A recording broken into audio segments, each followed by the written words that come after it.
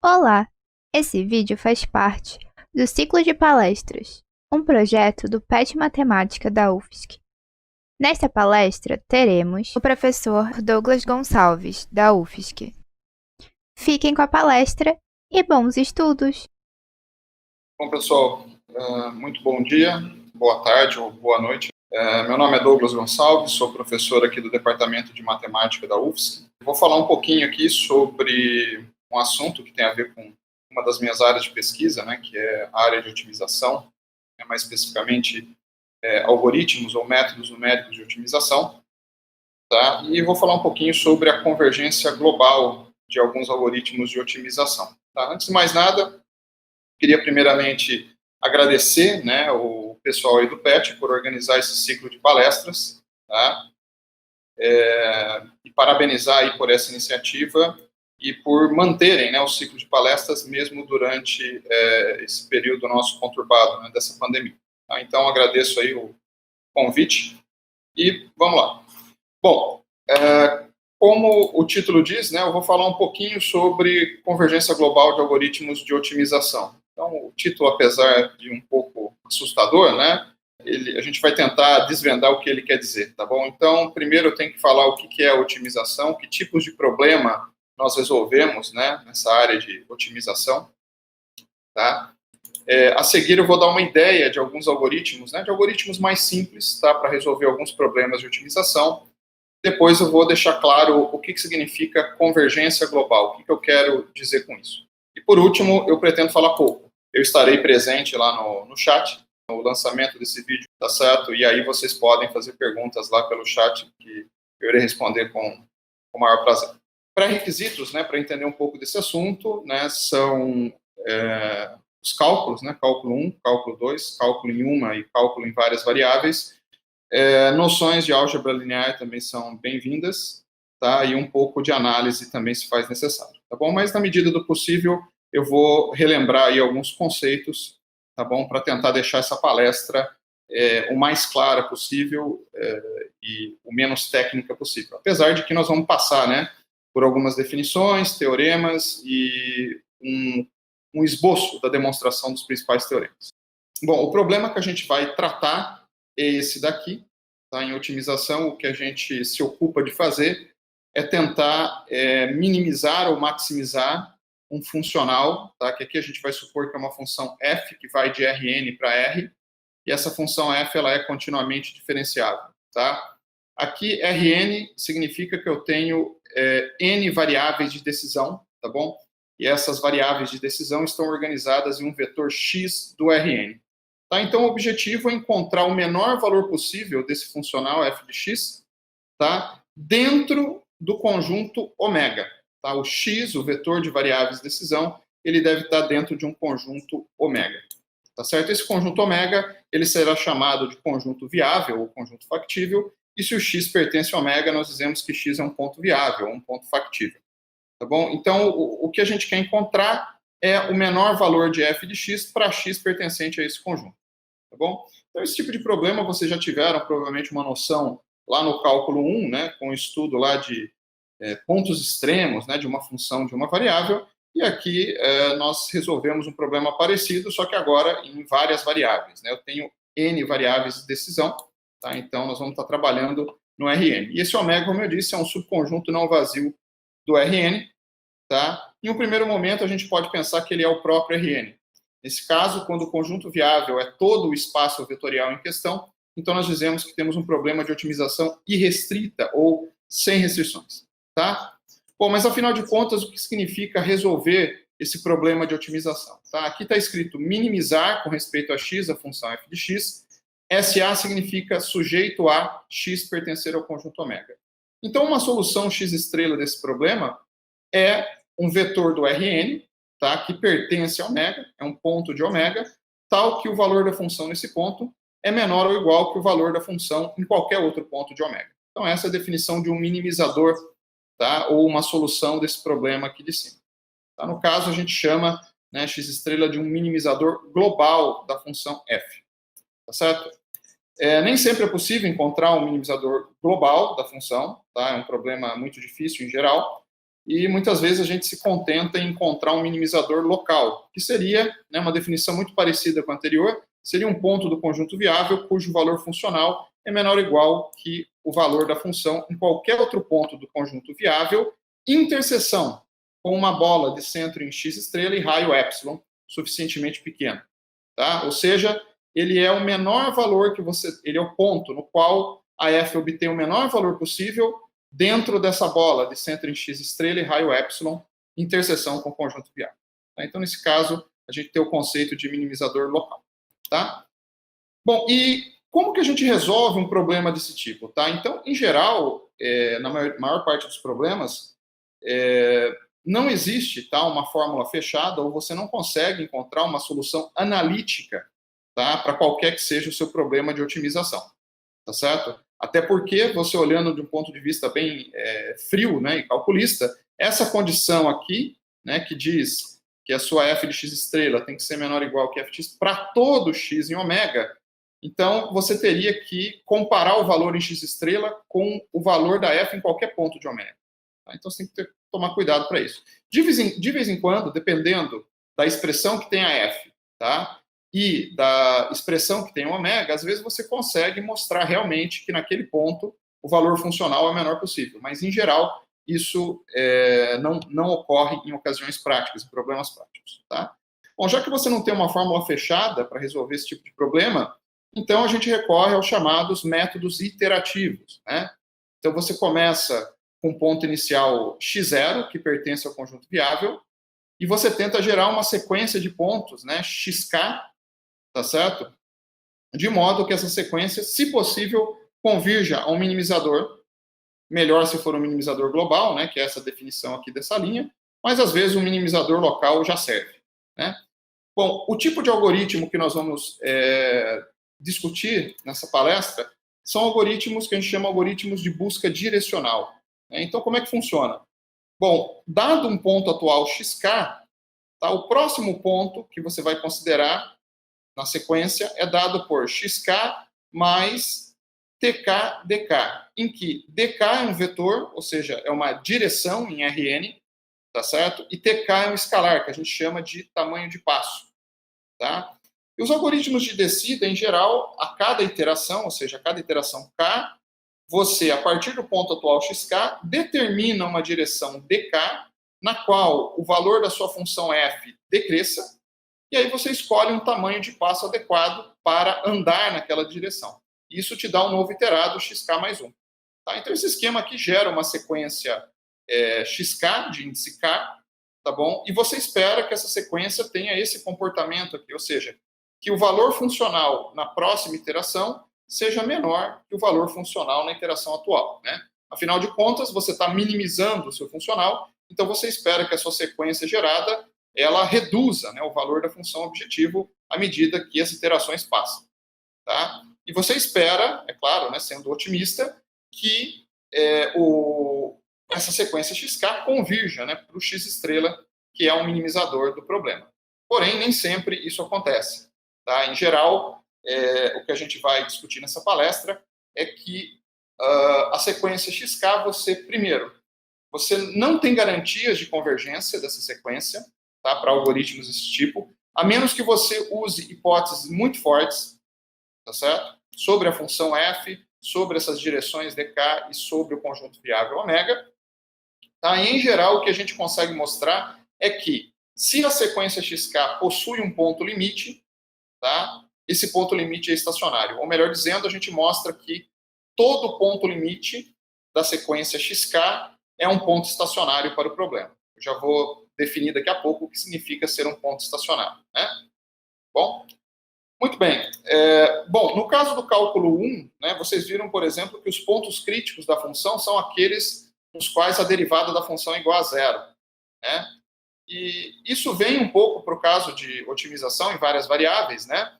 Nós dizemos, por exemplo, no caso em que o conjunto ômega é todo Rn, tá? Então, no caso em que esse ômega aqui é igual a Rn, então nós dizemos que o ponto é estacionário se o gradiente da f é igual a zero naquele ponto. Então, o que a gente vai mostrar é que, sob certas condições, sobre as direções E sobre a escolha desse tamanho de passo, uma sequência desse tipo converge para um ponto x estrela, no qual o gradiente da f é igual a zero. Tá certo? Então vamos para o próximo slide. Bom, para falar da convergência desse tipo de algoritmo, tá, que nós chamamos de algoritmo de descida, primeiro a gente precisa definir o que é uma direção de descida, tá certo? Então, se nós estamos em um certo ponto x, nós dizemos que uma direção D é uma direção de descida para f a partir do ponto x, se esse produto interno aqui é menor que zero. Ou seja, se o gradiente da f no ponto x, transposto D, é menor do que zero. Isso aqui você pode enxergar como um produto interno, tá? Então, alguns autores chamam isso aqui de derivada direcional, tá? Então, a derivada direcional na direção D tem que ser negativa, tá?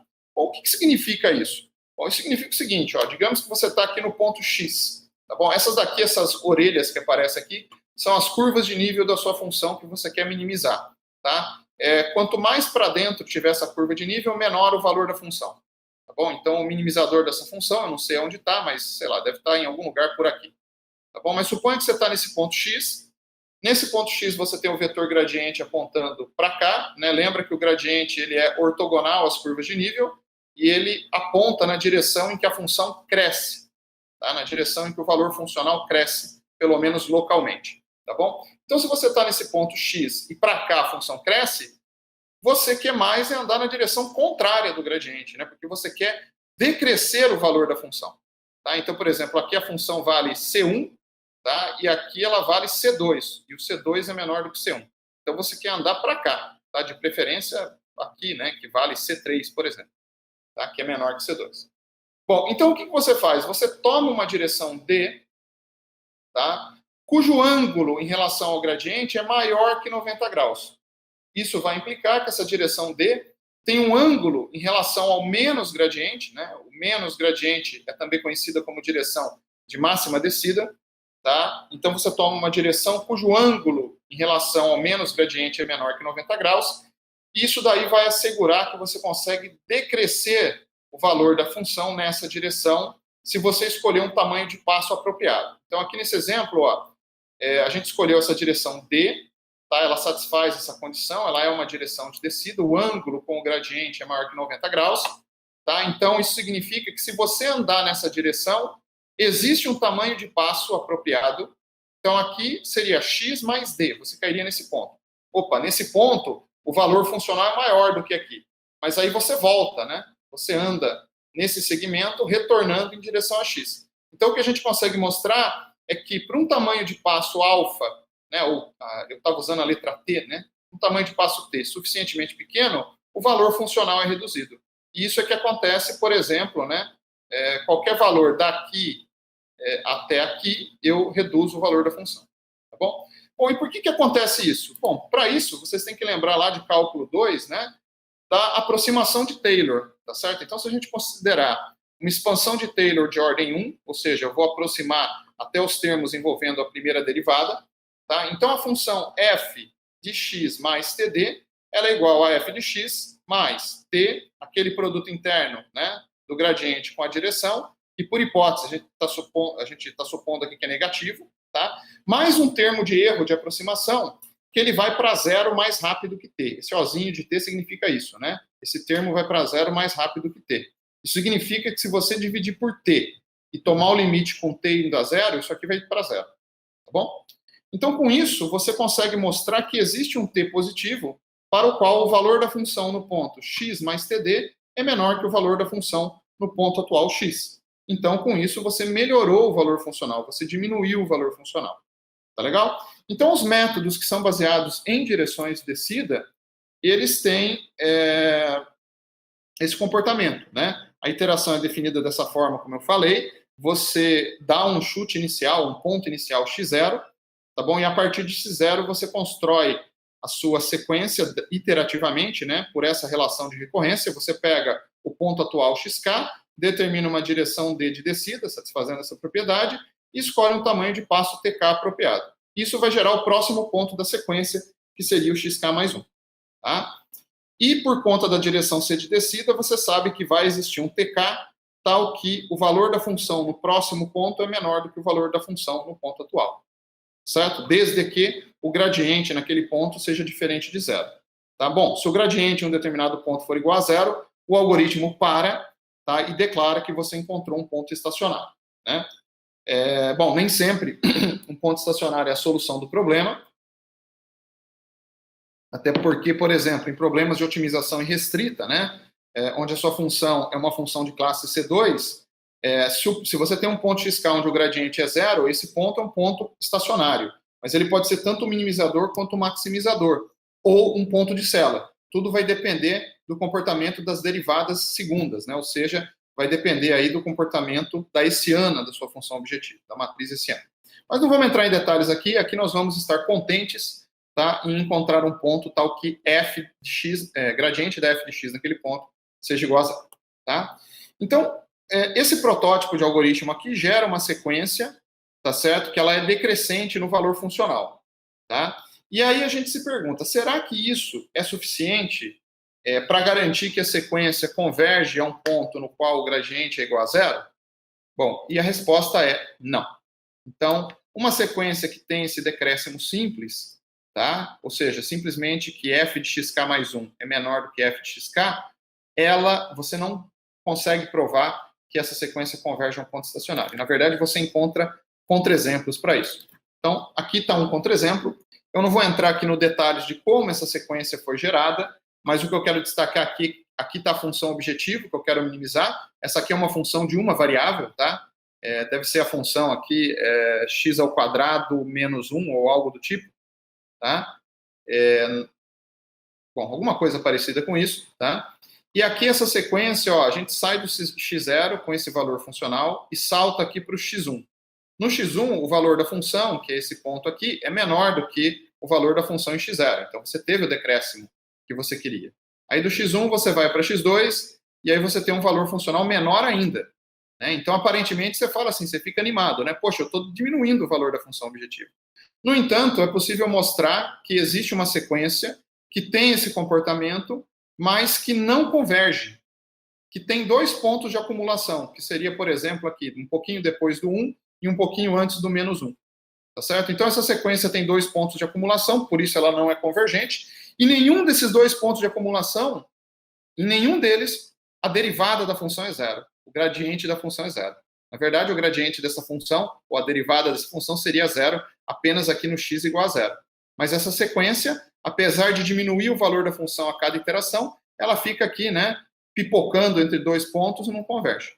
Tá? E o pior é que os dois pontos de acumulação dessa sequência, eles não são pontos estacionários. Tá bom? Então, quer dizer, não basta você ter uma sequência que decresça o valor da função.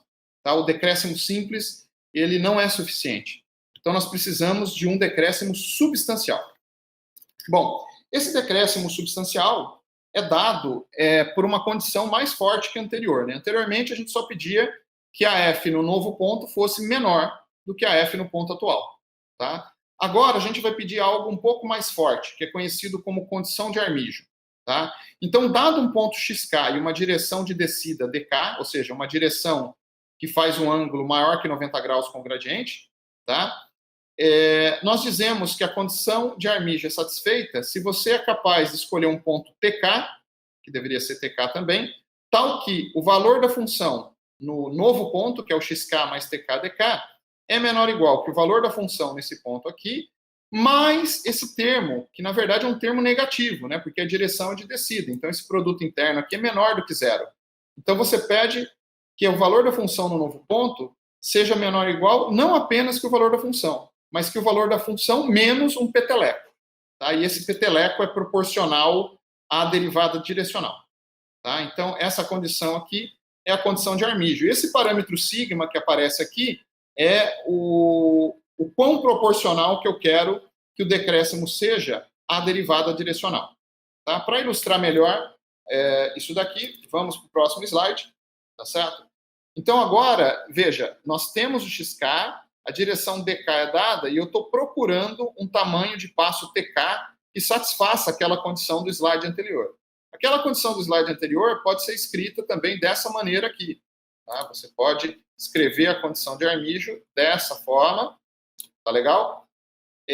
Isso daqui significa o seguinte, significa que o decréscimo no valor funcional, o decréscimo obtido, ele tem que ser pelo menos uma fração sigma do decréscimo esperado, tá bom? Então, esse é o significado da condição de Armijo.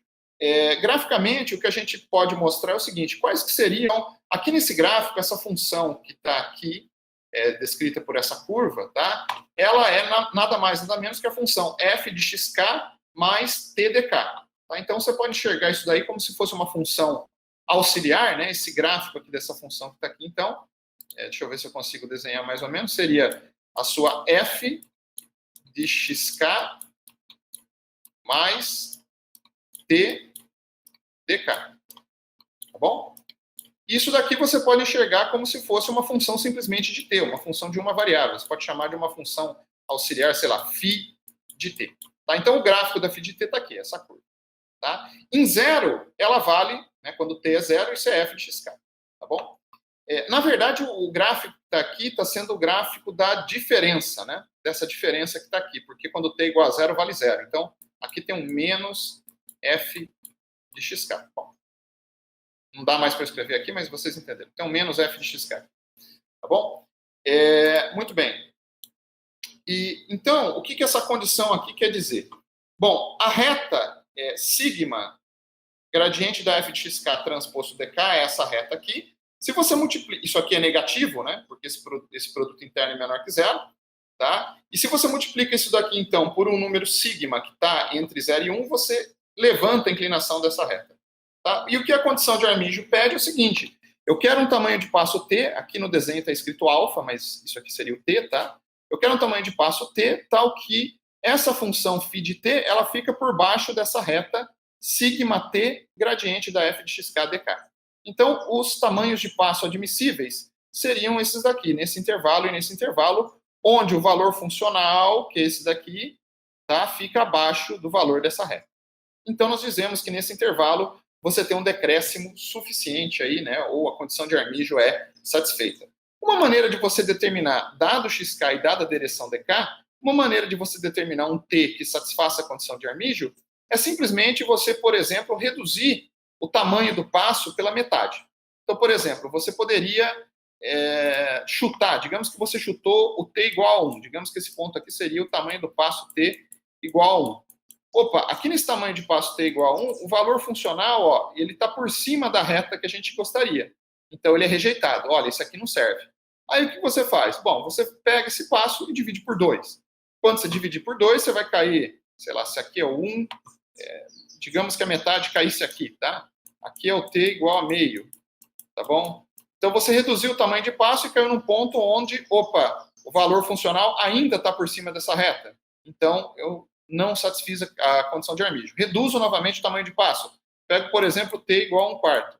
Agora sim, no t igual a 1/4, tá? O valor funcional aqui, ele está por baixo, né, dessa reta e, portanto, a condição de Armijo é satisfeita. Bom, é possível demonstrar que esse processo de redução aqui de passo, ele termina após um número finito de reduções, tá certo? E, portanto, você vai conseguir um t estritamente maior que zero, suficientemente afastado do zero, tal que a condição de Armijo é satisfeita. Tá bom?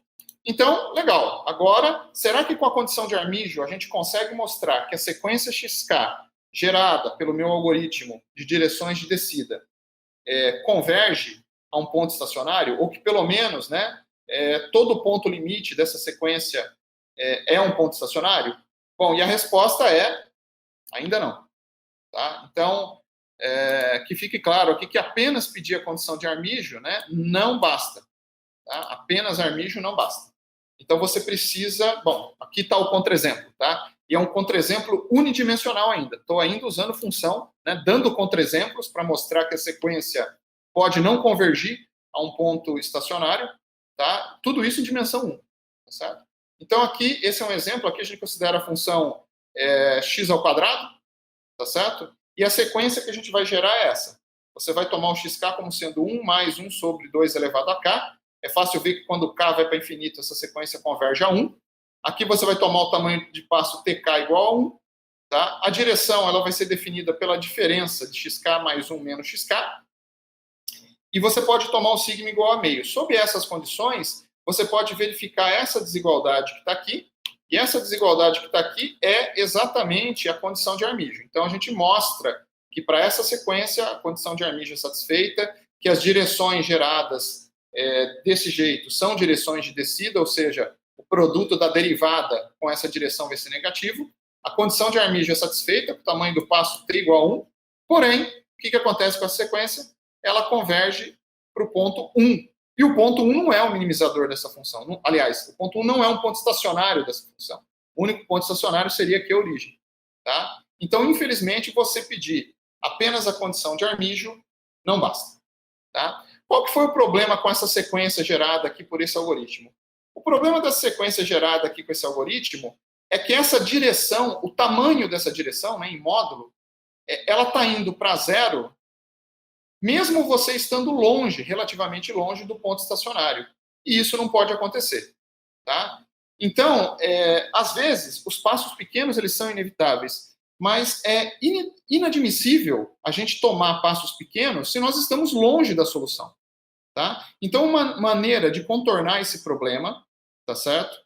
E evitar esse contra-exemplo que eu coloquei, é você pedir que a direção, tá, de descida, ela satisfaça essa condição aqui, que é conhecida como condição de proporcionalidade. Ou seja, você pede que a norma da sua direção de descida ela seja maior ou igual que um múltiplo da norma do gradiente.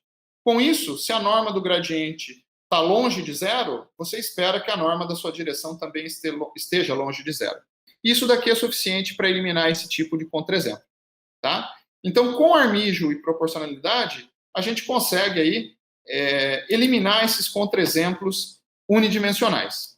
Porém, ainda não conseguimos a convergência. Tá? E isso será mostrado no próximo slide, por que a gente não consegue a convergência. Tá? O grande problema é o seguinte, a gente viu que o segredo de escolher uma direção é escolher uma direção de descida, ou seja, tal que esse produto interno aqui seja negativo. Né? E isso daqui, se ele tiver uma magnitude substancial, então ele abre a possibilidade de um progresso substancial, ou seja, de uma redução substancial no valor da função nessa direção. Tá? E isso decorre aqui dessa expansão de Taylor. Porém, o que acontece se esse produto interno for negativo, mas for muito próximo de zero? Tá? O que vai acontecer é que você não vai conseguir reduzir muito o valor funcional, tá? Pelo menos não utilizando essas direções que satisfazem apenas a condição de descida. Tá? Então, nós podemos ter problema de convergência se o ângulo entre a sua direção de descida e o menos gradiente está indo para zero. Ou, em outras palavras, né, a gente diz, suponha que aqui θk é o ângulo entre a direção dk e o menos gradiente. Então, se esse ângulo está indo para zero à medida que o k vai para infinito, então você não consegue também garantir a convergência da sua sequência a pontos estacionários, ou a convergência de qualquer subsequência de xk a pontos estacionários. E o contra-exemplo para isso está aqui. Tá? Então, agora, é um contra-exemplo bidimensional, tá bom? Então, considere a função 1/2 da norma de x ao quadrado. Né? Se você pensa no vetor x como sendo um vetor de componentes x1 e x2, né? Então, se você pensa aqui no x como sendo um vetor que tem duas componentes, vamos chamar de x1 e x2, tá? Então, essa função aqui nada mais é do que metade de x1 ao quadrado mais metade de x2 ao quadrado. Tá bom? Então, para quem já fez cálculo 2, o gráfico, né, dessa função, né, seria um paraboloide, tá certo? Centrado na origem, com a boca para cima, com a concavidade para cima, tá? E o mínimo desse paraboloide está no zero. Tá bom? Então, agora, o que a gente vai mostrar aqui é que, mesmo tendo um algoritmo que gere direções de descida, que satisfaçam a condição de proporcionalidade, ou seja, o dk é maior ou igual que beta vezes a norma do gradiente. Né? A norma de dk é maior ou igual que beta vezes a norma do gradiente. E mesmo que você escolha aquele tamanho de passo tk, né, que aparece aqui, satisfazendo a condição de Armígio, ainda assim, a sua sequência pode convergir a pontos que não são estacionários. Então, a gente considerou essa função objetivo bem simples. Aqui, aquele nosso conjunto viável ômega continua sendo todo o Rn, tá bom? E você... e aqui o gradiente, né, dessa função, tá? Não é difícil você calcular e ver que é o próprio x, tá? É o próprio vetor x. Considere agora uma matriz UK, que tem essas entradas, então ela vai depender desse ângulo θk, tá? E defina a sua direção de busca, ou a sua direção de descida, como sendo dk igual a uk menos xk. E esse θk vai ser definido por essa sequência que foi malandramente escolhida, tá? Então, π sobre 2, 1 menos 1 sobre k ao quadrado mais 1.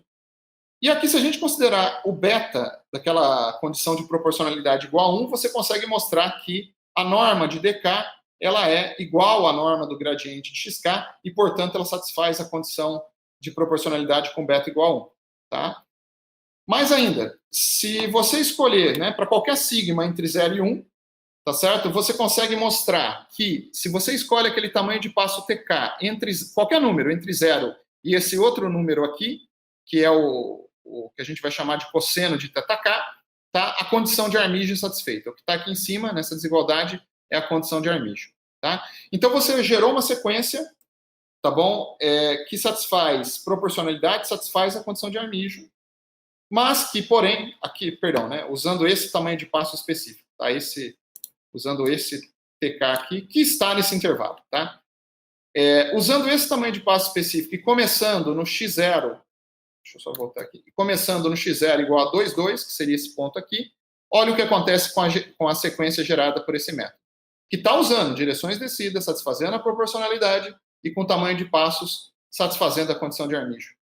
Ele primeiro vem para cá e depois, ó, ele começa aqui praticamente contornar a curva de nível, ao invés de vir em direção a esse ponto, né, ao 0, 0, que é o minimizador dessa função. Tá? Aqui no próximo slide eu dou um zoom para vocês observarem o comportamento, né? Então a gente tem esse comportamento aqui, dando um zoom nessa região nós vemos isso, dando mais zoom a gente vê que ele está andando praticamente que paralelamente à curva de nível, e portanto o valor funcional aqui vai ficar praticamente estacionado, praticamente constante. Tá? E aí a sequência, por sua vez, converge a esse ponto, tá? Que não é um ponto estacionário. Tá bom? Então, o que mais a gente precisa pedir sobre as direções dk para garantir a convergência, né, do nosso algoritmo de descida para pontos estacionários? Então, para isso, a gente vai usar uma condição, tá certo? Que é conhecida na literatura como gradient related, tá? Uma condição aí que você pode encontrar em trabalhos como, por exemplo, no livro do Dimitri Bertsekas, tá? Que é um livro chamado Programação Não Linear, em inglês Non-Linear Programming. Depois eu vou passar a referência no final da apresentação. Então, o que ele diz é o seguinte, ó, se você tem um algoritmo que gera uma sequência de iterados xk com direções de descida associadas dk, tá? A gente diz que a sequência de direções ela é gradient related, ou relacionada ao gradiente, tá? Se, para qualquer subsequência da sequência xk, convergindo a um ponto não estacionário, então veja, se existe uma subsequência da sequência xk, uma subsequência aqui indexada nesse conjunto de índices k, tá? Convergindo a um ponto não estacionário, então essa sequência de direções associada é limitada, né? Ou seja, a norma de dk é limitada por um número inteiro positivo, finito, e além disso você tem essa condição aqui, ó, que o lim_sup, vou fazer um quadrado que eu acho que fica melhor aqui, né? Que o lim_sup do produto interno entre o gradiente e a direção, ele fica menor do que zero quando esse k tende para infinito nessa subsequência. Tá? Então, se isso acontece, você diz que o seu algoritmo gera direções dk que são gradient related. Apesar dessa expressão complicada, tá, que envolve aqui o lim_sup, tá, o significado dessa condição vai na direção daquela condição que a gente viu que deve ser satisfeita entre o ângulo dessa direção dk e o menos gradiente. Tá? Então, basicamente, o que essa condição aqui quer dizer é que a direção dk ela não é muito pequena ou muito grande em relação ao gradiente, ou seja, a norma da direção fica proporcional à norma do gradiente, e além disso, o ângulo entre o gradiente e a direção, ele não ficará tão próximo de 90 graus, que é exatamente o comportamento indesejável que nós vimos no exemplo anterior. Tá bom? Então, com essa condição aqui de gradient related, tá certo? A gente consegue provar, e mais, né, a condição de Armígio para a escolha do passo, a gente consegue provar o teorema de convergência global. Né? O que a gente quer dizer por convergência global? Tá? A gente quer dizer por convergência global que todo ponto limite da sequência xk gerada pelo seu algoritmo é um ponto estacionário. Ou, no caso restrito, é um ponto onde o gradiente é igual a zero. Tá bom? Muito bem. E não é difícil ver que, por exemplo, se a sua direção dk ela satisfaz a condição de proporcionalidade, ou seja, né, se a norma de dk é maior ou igual que um certo múltiplo da norma do gradiente, e se o ângulo entre a direção dk e o menos gradiente fica afastado de zero, tá? Então você consegue mostrar que se a sua sequência de direções dk é limitada, então ela satisfaz aquela condição do lim-sup do produto interno, que seria a condição do gradient related, né? Aqui, para provar isso, a gente usou simplesmente a desigualdade de Cauchy-Schwarz e essas duas condições aqui sobre a direção. Tá? Então, um método que gera uma direção satisfazendo proporcionalidade e condição do ângulo implica na condição de gradient related. É claro, se a sequência de direções for limitada. Tá? E com essa... Bom, aqui tem outros exemplos também, tá, de condições que implicam na condição gradient related, mas eu não vou entrar em detalhes aqui. Tá certo? Por exemplo, se a sua direção ela tem essa cara, ou seja, ela é da forma menos o gradiente da função multiplicado pela inversa de uma matriz BK, e esse tipo de direção é o tipo de direção gerado em métodos do tipo Newton ou métodos quase Newton para aquele problema de minimizar f de x no Rn, tá? Então, esse tipo de direção, desde que as suas matrizes BK sejam simétricas, positivas definidas e com os autovalores limitados, então essas direções também satisfazem aquela propriedade de ser gradient related. Tá? E aí, finalmente, vem o teorema, tá? Que se a sequência de direções gerada pelo seu algoritmo de descida satisfaz aquela condição de ser gradient related e o tamanho de passo escolhido satisfaz Armijo, tá? Então eu tenho duas hipóteses sobre as direções geradas pelo meu algoritmo, então todo ponto limite de xk é estacionário. Tá certo? Então esse é o teorema, né? Perceba, ele não diz que a sequência de iterados converge a um determinado ponto x estrela. O que ele diz é que se essa sequência tem uma subsequência convergente, o ponto limite dessa subsequência convergente é um x estrela tal que o gradiente da f em x estrela é igual a zero. Tá bom? Na verdade, ele diz que todo ponto limite é estacionário. Então, se você tem uma subsequência convergindo, digamos, a x estrela 1, esse x estrela 1 estacionário. Se você tiver uma outra subsequência convergindo a x estrela 2, esse x estrela 2 também é um ponto estacionário. Tá? Então, todo ponto limite da sequência gerada é um ponto estacionário. É claro, se a sequência não tiver ponto limite, então o teorema também é verdadeiro por vacuidade. Tá? Mas aí é o caso que não interessa muito. Tá? Você pode garantir que essa sequência terá um ponto limite, por exemplo, supondo que a sua função objetivo f, supondo que os conjuntos de nível, por exemplo, da função objetivo f são limitados. Mas isso foge um pouco do escopo dessa apresentação. Então vamos aqui provar o porquê que todo ponto limite da sequência gerada por um algoritmo que usa direções gradient related e que escolhe o tamanho de passo satisfazendo o Armijo é um ponto estacionário para o problema de minimizar f de x sujeito a x no Rn, né? Ou seja, é um ponto com o gradiente igual a zero. Bom, a demonstração ela ocorre por contradição, tá? Então, suponha que você tem uma subsequência que converge a um ponto que não é estacionário. Aqui a subsequência está denotada por esse índice K maiúsculo aqui, tá? Esse conjunto de índices K maiúsculo. Então, usando a condição de Armijo, que é aquela desigualdade que eu mostrei alguns slides atrás, e o fato da direção dk ser gradient related, você consegue provar que nessa subsequência o tamanho de passo tk converge a zero, à medida que o k vai para infinito nessa subsequência. Tá certo? Bom, depois das suas direções dk associadas serem gradient related e, portanto, serem limitadas, existe, né, uma subsequência dessa subsequência, ou seja, existe um subconjunto de índices k barra, que é um subconjunto de k, para o qual essa sequência dk converge a uma certa direção d barra. Tá bom? E isso decorre do fato da sequência de direções ser limitada. Bom, e por fim, você consegue mostrar, usando o fato dela ser gradient related e tomando os limites nessa subsequência, você consegue mostrar que o produto interno do gradiente naquele x barra, que é estacionário, tá bom? Transposto d barra, que é o limite dessas direções nessa subsequência, que esse produto interno é maior ou igual que zero, tá? Opa, mas espera aí. Mas a DK é gradient related. Então, o lim-sup disso daqui, cadê a definição? Aqui, né? O lim-sup desse produto interno deveria ser estritamente menor que zero, tá? E não maior ou igual que zero. Então, o fato da gente chegar que esse limite aqui é maior ou igual que zero, ele contradiz o fato da sequência de direções ser gradient related. E a contradição surgiu de onde? Surgiu de supor que existe uma subsequência convergindo a um ponto que não é estacionário.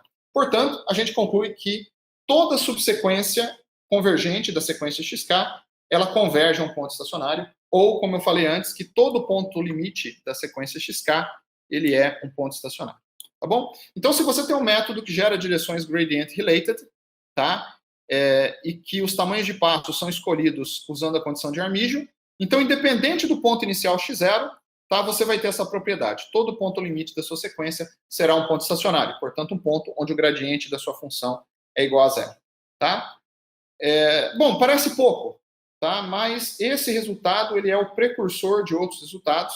Tá? E quando você coloca mais hipóteses sobre o problema, por exemplo, que a sua função f seja uma função estritamente convexa, tá? Ou seja, uma função que é parecida com a função x ao quadrado, ela tem esse comportamento aqui. Então, existe um único ponto onde o gradiente é igual a zero, e aí você consegue, na verdade, mostrar que toda subsequência convergente converge ao mesmo ponto, e esse ponto é o minimizador da função estritamente convexa. Tá? Então, parece um resultado relativamente fraco, ele mas por conta da generalidade. Tá? Aqui eu só estou assumindo que a f é continuamente diferenciável, eu não pedi que ela fosse convexa, estritamente convexa, ou seja lá o que for.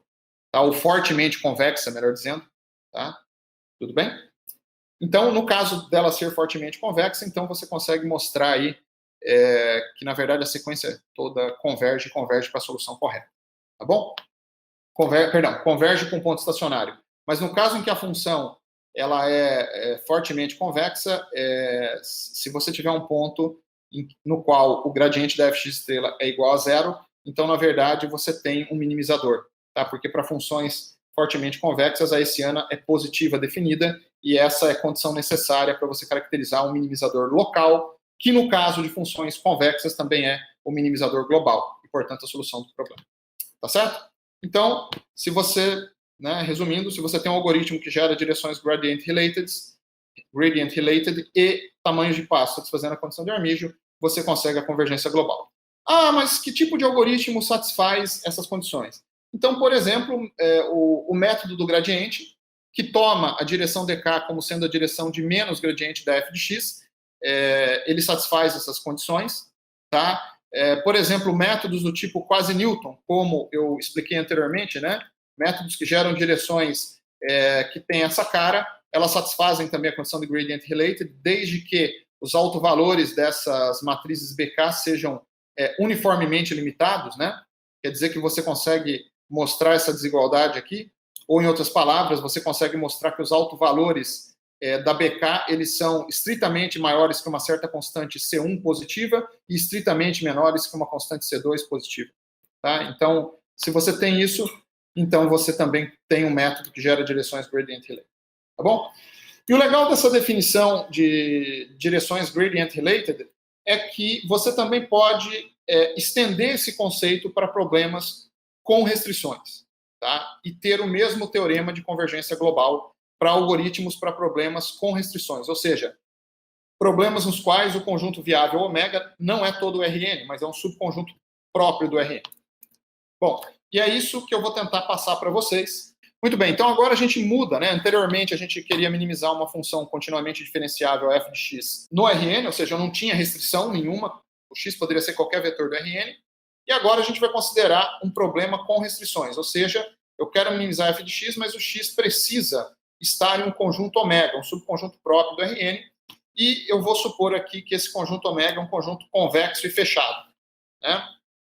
Então, só lembrando, conjuntos convexos são aqueles tais que, se você pegar dois pontos no conjunto e traçar um segmento de reta ligando eles, o segmento de reta está totalmente contido nesse conjunto. Então, por exemplo, aqui esse conjunto poliedral, aqui, poligonal, que é um conjunto convexo. Se você pegar dois pontos quaisquer aqui e traçar uma reta ligando eles, um segmento de reta, o segmento está totalmente contido dentro do conjunto. Enquanto que para esse conjunto aqui que não é convexo, que é uma espécie de um feijão aqui, né? Você, por exemplo, se eu pegar o ponto X e o ponto, sei lá, X chapéu aqui, tá certo? Esse segmento de reta não está totalmente contido no conjunto, né? Tem pontos que estão fora. Então, esse não é um conjunto convexo. Bom, o que é legal sobre conjuntos convexos, né, e fechados? É que você consegue uma caracterização bem legal, tá certo? Para minimizadores locais da sua função f, tá? Então, basicamente, se x estrela é um minimizador local de f em ômega, tá certo? Ou seja, se f de x estrela é menor ou igual que f de x para todo x em ômega, interseção com uma bola de centro em x estrela e raio epsilon, então você consegue provar essa condição aqui, que é uma condição muito bacana, tá certo? Que diz que basicamente não existe direção factível e de descida a partir de x estrela. Tá? Já vou explicar o que é uma direção de descida, eu já falei o que é, né? É uma direção tal que o produto interno do gradiente, deixa eu chamar isso aqui de D, né? Tá bom? Então, você sabe que ela é uma direção de descida quando o produto interno com o gradiente é menor que zero, né? E ela será uma direção factível se você pode, a partir de x, andar na direção D pelo menos um pouquinho e continuar no conjunto. Tá? Então, por exemplo, digamos que você está aqui nesse x, esse é o ponto x, e digamos que você tem essa direção aqui, para ser uma reta e não uma curva, mas essa aqui é a sua direção D. Tá? Então, essa direção D, se eu andar x mais D, eu venho cair nesse ponto que está fora do conjunto. Mas, para um tamanho de passo, se eu fizer x mais TD para um t suficientemente pequeno, eu continuo num ponto aqui dentro do conjunto. Então, esse é um exemplo de direção, tá? De direção factível. Tá bom? Tá certo? Bom, e o que essa condição aqui está dizendo é o seguinte: se x estrela é um minimizador local, então o produto interno do gradiente com qualquer direção da forma x menos x estrela é maior ou igual que zero. Qualquer que seja o x em D. Em D não, em ômega, né, que é um conjunto viável. Ou seja, qualquer direção factível, porque as direções que têm esse formato, x menos x estrela, então o x estrela está aqui. Tá? Perceba que se você pegar qualquer ponto x dentro do conjunto, essa direção aqui é factível, certo? Pega um outro ponto x, esse aqui, por exemplo. Essa outra direção aqui é factível, porque se eu andar aqui por um tamanho de passo suficientemente pequeno, eu continuo dentro do conjunto. Tá? Então, o legal dessa condição é que ela diz assim, olha, se x estrela é minimizador local, como é esse x estrela nessa figura aqui de cima, aqui essas elipses são as curvas de nível da função que eu estou minimizando, então, quanto mais para dentro, melhor, supondo que essa função aqui é convexa, por exemplo, né? Então, quanto mais interno as curvas de nível estiver, melhor. Então, o minimizador restrito estaria aqui, né? O ponto onde o gradiente é zero estaria aqui, mas eu não posso vir aqui, porque eu tenho que continuar dentro do conjunto. Tá?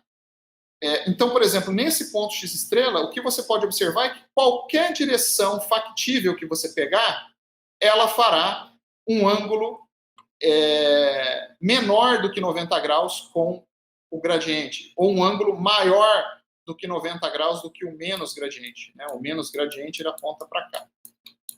Tá? Ou seja, as direções que me dão descenso, né, que me dão um decréscimo no valor da função objetivo, elas estão apontando para cá, para esse lado. Né? Elas fazem um ângulo menor que 90 graus com o menos gradiente. No entanto, todas essas direções, a partir desse ponto aqui, elas apontam para fora do conjunto.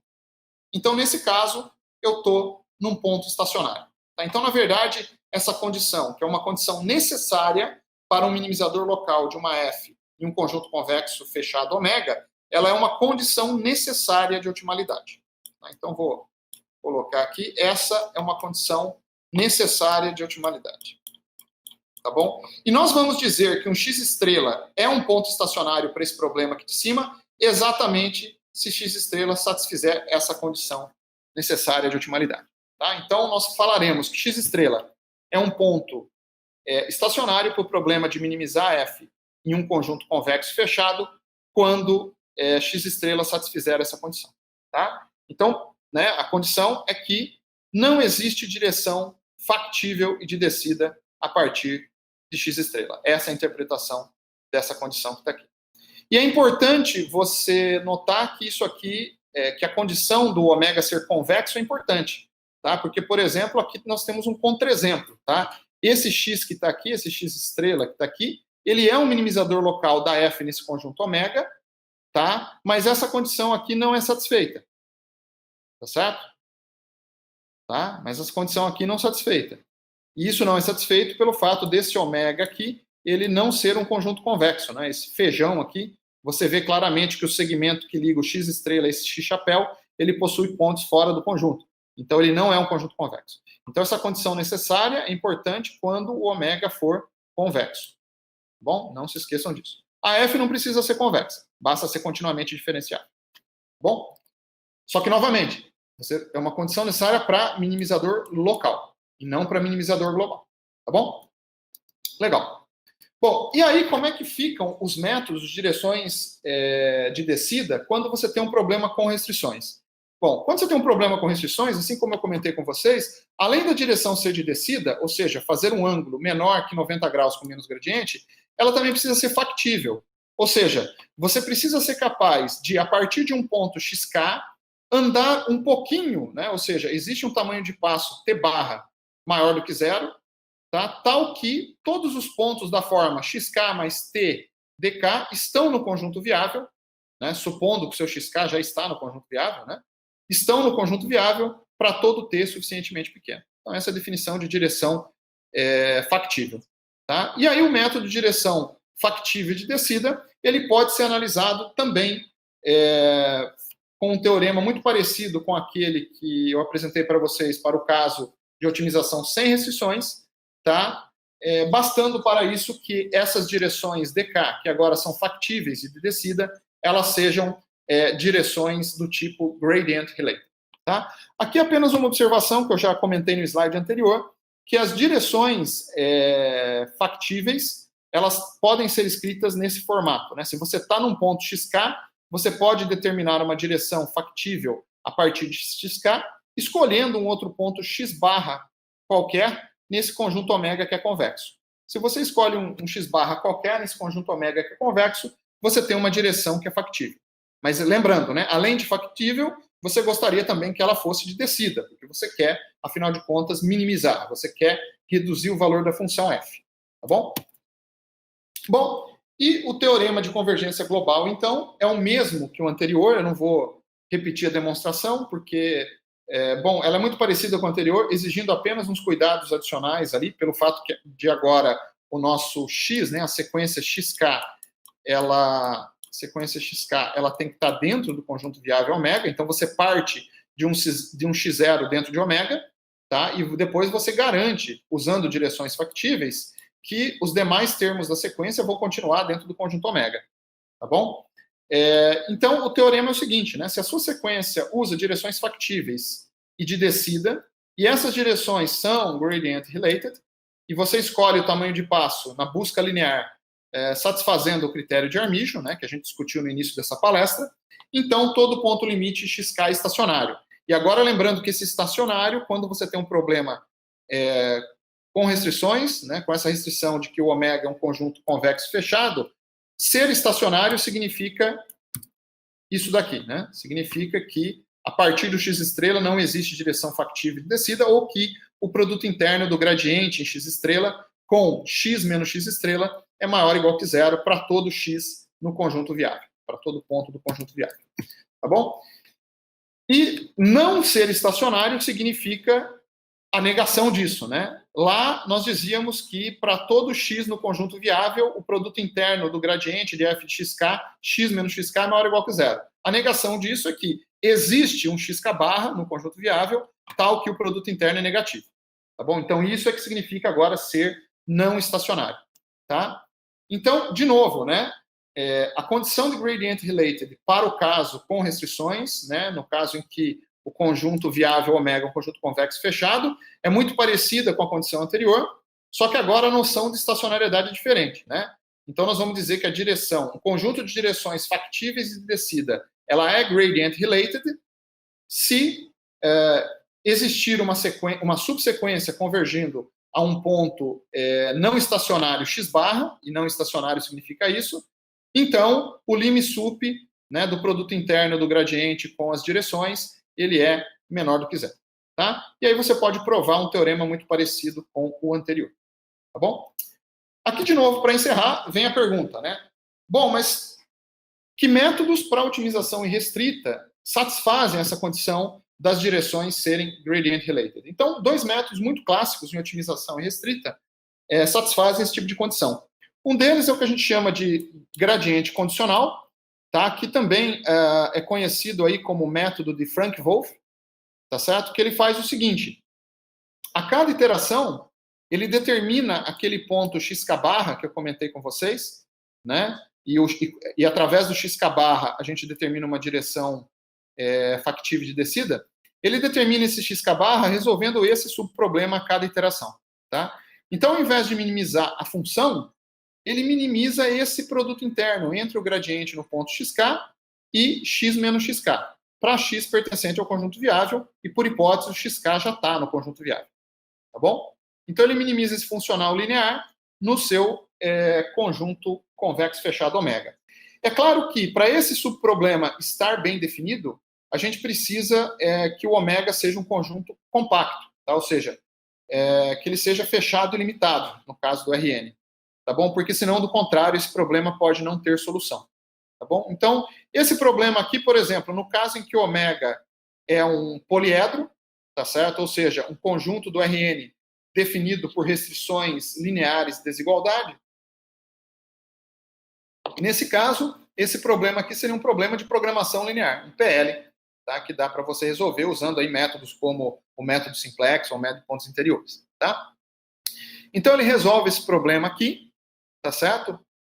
Obtém ali um xk barra solução desse problema, e aí você facilmente você consegue mostrar que essa direção aqui ela será uma direção de descida, tá bom? Porque primeiro você mostra que esse valor funcional ele é menor do que zero. É fácil ver isso, né? Porque ele tem que minimizar esse valor para todo x em ômega. Ora, o xk está em ômega. Então, se eu botar o xk aqui no lugar do x, isso aqui dá zero. Então, se ele está minimizando, ele tem que encontrar alguém melhor do que o xk, a menos que o xk seja estacionário, né? Então, se ele vai encontrar alguém melhor do que o xk, por exemplo, o xk barra, então isso aqui vai ser negativo, e, portanto, a direção de descida.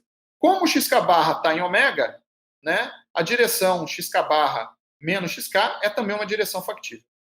Mas mais ainda, para esse método do gradiente condicional, você consegue mostrar que esse tipo de direção ela é uma direção que satisfaz aquela hipótese de ser gradient related. E, portanto, você pode aplicar o teorema anterior, tá, a esse tipo de método.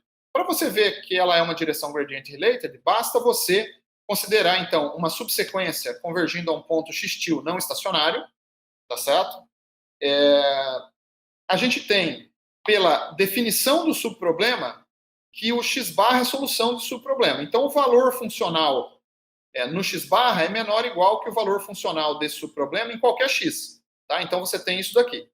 Como o x-barra é a solução desse subproblema, nós temos essa desigualdade. Tá bom? E aí, se você tomar limites, tá? Para esse índice K pertencente ao conjunto de índices da subsequência que converge a x-til, então você tem essa desigualdade, né? Se você tomar o lim_sup, né, de ambos os lados aí, você vai ter isso daqui.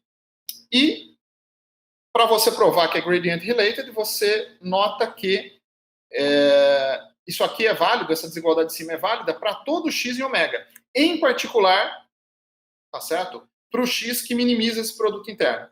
Tá? E o x que minimiza esse produto interno, ele é estritamente menor que zero. E o fato dele poder ser, né, estritamente menor que zero vem da hipótese de que o x-til é não estacionário. Para todo ponto não estacionário, a solução desse subproblema, o valor ótimo desse subproblema é negativo. Tá? Então, com isso, você mostra que a sua sequência de direções ela satisfaz a propriedade de ser gradient related. É claro que lá tinha também, para ser gradient related, a sua sequência de direções tem que ser limitada. Mas como nós estamos supondo que o conjunto ômega é compacto, tá certo? Como estamos supondo que o conjunto ômega é compacto, então a distância entre dois pontos quaisquer do conjunto, ela também está limitada. Tá bom? Bom, como é gradient related, se você escolhe aquele tamanho de passo por Armígio, então o teorema anterior fala que todo ponto limite da sequência XK gerada pelo método de gradiente condicional, ela é um ponto estacionário para o seu problema. Tá?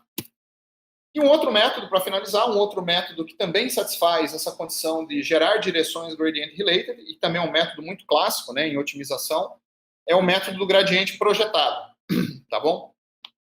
Bom, o método gradiente projetado é muito simples, né, de descrever esse método. Basicamente, digamos que você tem um conjunto viável convexo, tá, que eu vou chamar aqui o ômega, digamos que seja esse quadrado aqui, ou esse pedaço aqui, o canto da tela, tá? E você quer minimizar, digamos, aí a sua função objetivo, e digamos que o minimizador restrito da função objetivo está aqui, e que as curvas de nível, Jesus, né? Vai ficar complicado desenhar as curvas de nível, mas tenham aí a boa vontade, tá? Então, digamos que as curvas de nível da sua função têm esse aspecto, tá bom? São elipses concêntricas. É claro que o meu desenho aqui está muito feio, mas vocês usem a imaginação, né? Então, o que o método do gradiente projetado faz, tá? Dado um ponto, digamos esse ponto aqui, o ponto, sei lá, vamos chamar de XK, tá bom? O que ele faz assim como no método do gradiente, ele tenta andar na direção de menos gradiente, tá? Então, olhando aqui para essas curvas de nível, eu acho que o menos gradiente aponta, sei lá, mais ou menos para cá, tá bom? Talvez uma direção maior, menor, não sei, mas ele aponta para cá. Então, esse ponto aqui seria o ponto, XK menos o gradiente em XK, que eu vou chamar de GK, tá? Para não ficar mais fácil de eu desenhar. Tudo bem, mas esse ponto está fora do conjunto, eu tenho que ficar no conjunto ômega. Tá bom. Então, você pega esse ponto e projeta em ômega, né? Ou seja, deixa eu tentar desenhar. Você encontra o ponto em ômega mais próximo desse ponto que está fora. Tá difícil de desenhar aqui, ele não deixa, né? Que seria mais ou menos, sei lá, esse ponto aqui. Então, esse cara seria o XK barra, gerado pelo método do gradiente projetado, e aí você anda de XK para XK barra. Perceba que eu estou saindo de uma curva de nível de valor maior e indo para uma curva de nível de valor menor. Tá? Então, eu estou decrescendo aqui o valor da função objetiva nessa direção e eu continuo. Né? A direção, então, seria essa daqui.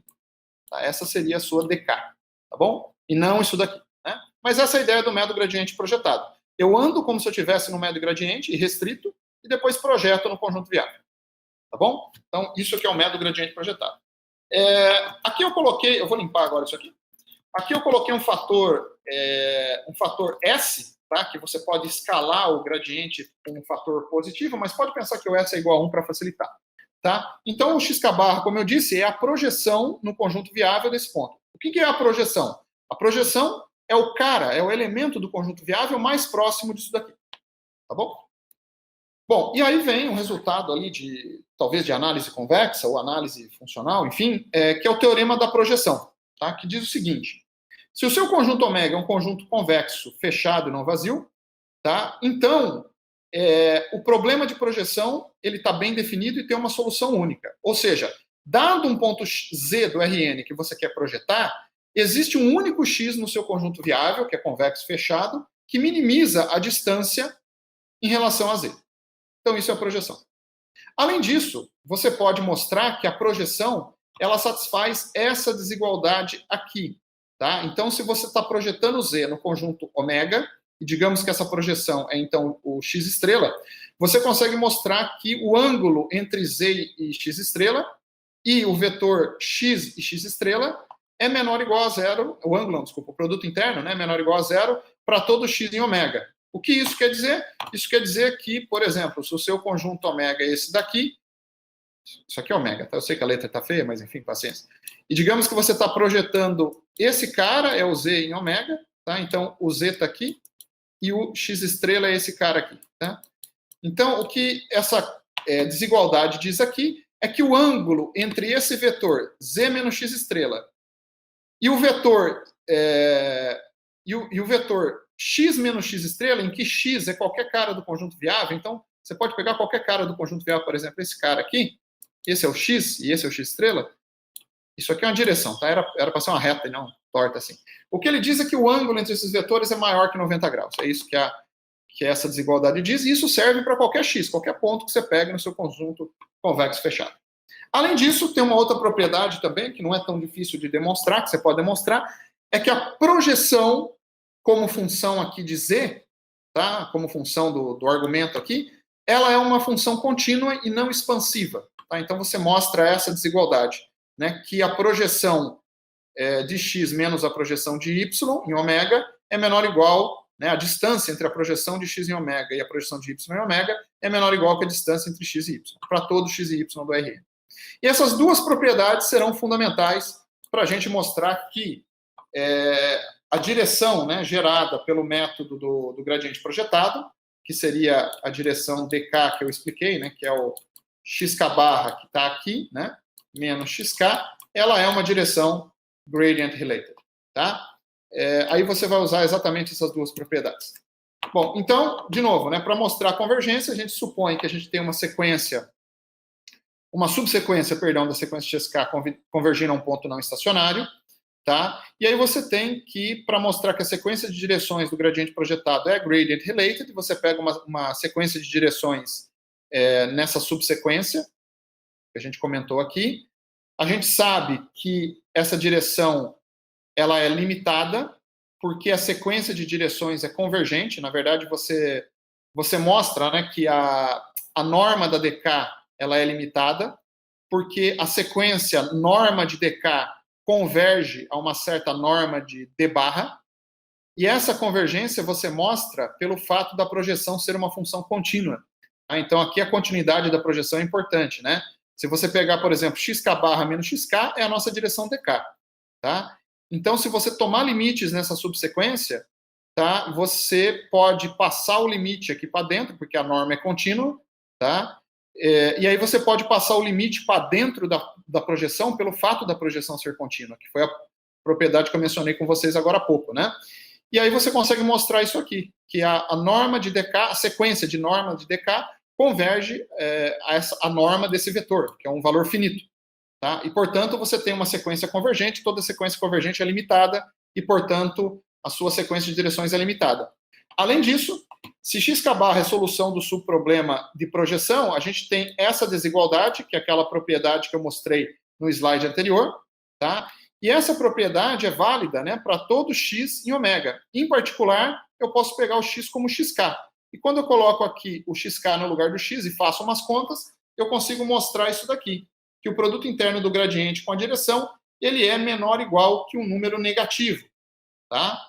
Aí você tomando limites aqui nessa desigualdade, você finalmente chega nisso daqui, tá? E como o ponto x barra, ele não é estacionário, essa diferença aqui é diferente do vetor nulo, e, portanto, isso aqui é positivo, com sinal de menos na frente, isso fica negativo. Então, você mostrou que a sequência de direções gerada pelo método de gradiente projetado também é uma sequência de direções gradient related. Então, se você escolher aquele tamanho de passo por armijo, pelo teorema que a gente viu anteriormente, você consegue garantir que todo ponto limite da sequência gerada pelo algoritmo de gradiente projetado é estacionário para o seu problema original. Tá bom?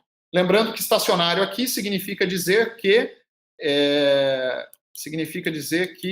gradiente da f de x estrela x menos x estrela é maior ou igual que zero para todo x no seu conjunto ômega, né? Ou seja, não existe direção factível de descida a partir de x estrela. E é possível mostrar também que essa condição, né, aproveitando aqui a discussão com a projeção, dá para mostrar que essa condição aqui é satisfeita se e somente se x estrela é igual à projeção em ômega de x estrela menos o gradiente da f de x estrela. Tá? Então, se o ponto for estacionário, ele vai satisfazer isso, se e somente se satisfizer isso. Tá? E isso daqui explica o porquê que esse termo aqui é diferente de zero, né? Porque a gente supôs que tinha uma subsequência convergindo a um ponto não estacionário x-til. Tá bom?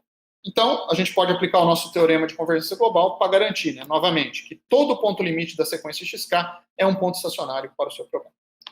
Agradeço aí a atenção de todos, né? E para finalizar, eu deixo aqui algumas referências, tá? Dessa apresentação que eu coloquei. Então, aquele conceito de gradient related Gradient Related, explorado principalmente aqui no livro do Dmitry Bertsekas, Non-Linear Programming, tá?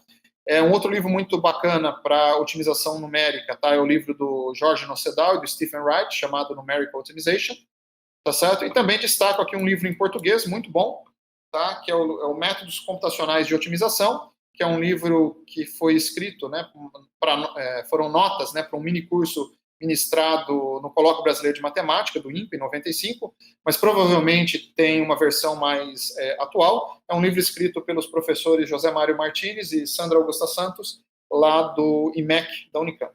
É um livro muito bacana também, e que eu acho que está disponível aí na página do professor Martins e da professora Sandra. Vocês podem fazer o download, tá? Então, se você gostou aí dessa apresentação, quiser tirar alguma dúvida específica, ou quiser conversar sobre alguma coisa relacionada à otimização contínua, a métodos, né, numéricos de otimização, você pode escrever um e-mail para mim, douglas@mtm.ufsc.br. Tá certo, pessoal? Então, é isso. Obrigado pela atenção de todos. Agradeço novamente o pessoal aí do PET, tá, pela organização, né, do ciclo de palestras e pelo convite. E ficamos por aqui. Muito obrigado novamente a atenção de todos e até a próxima.